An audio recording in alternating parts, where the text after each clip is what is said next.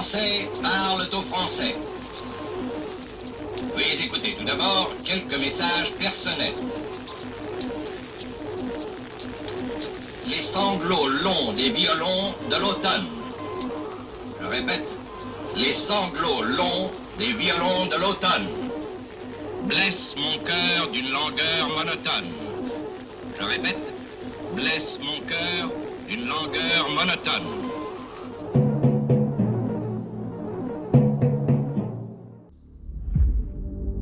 Aujourd'hui, 8 mai, on ne pouvait pas ne pas te parler de la guerre en Normandie.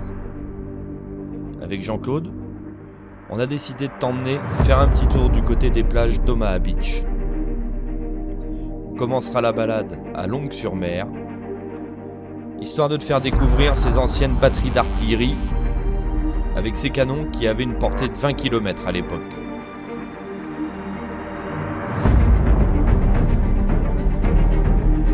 Au matin du 6 juin 1944, les soldats allemands ont découvert très tôt le matin plus de 4000 navires postés au large des côtes françaises, bien décidés à venir libérer la France de l'emprise nazie.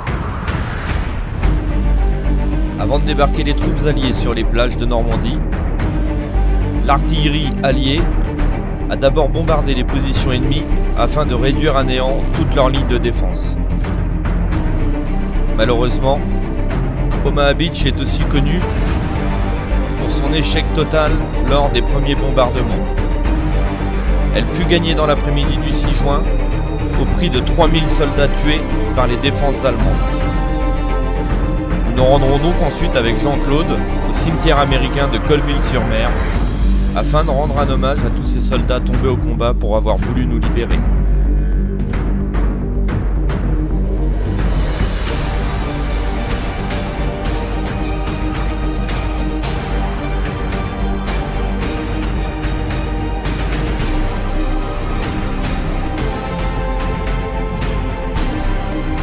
Ce lieu chargé d'histoire s'étend sur environ 70 hectares où y reposent 9386 soldats, dont les du fils du président Roosevelt des États-Unis d'Amérique et les frères Niland, qui ont inspiré Spielberg pour le film Il faut sauver le soldat Ryan.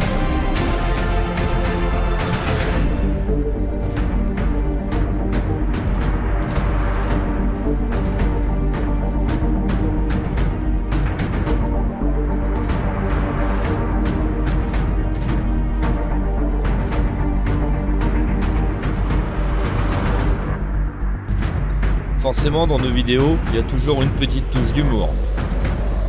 Le gars qui vient de passer, je pense qu'on va l'emmener faire un petit tour voir Franck de chez Speed Formation à Briouze, afin d'y apprendre qu'on peut aussi s'asseoir sur la selle de la moto. Nous continuons notre balade sur Omaha Beach et nous dirigeons sur le point final de la balade, la pointe du Hoc. Nous passerons à côté de ce musée où nous pourrons y admirer quelques chars d'époque. La pointe du Hoc, c'est un lieu qui te montrera à quel point les combats pouvaient être violents au moment du débarquement. Les images parlent d'elles-mêmes.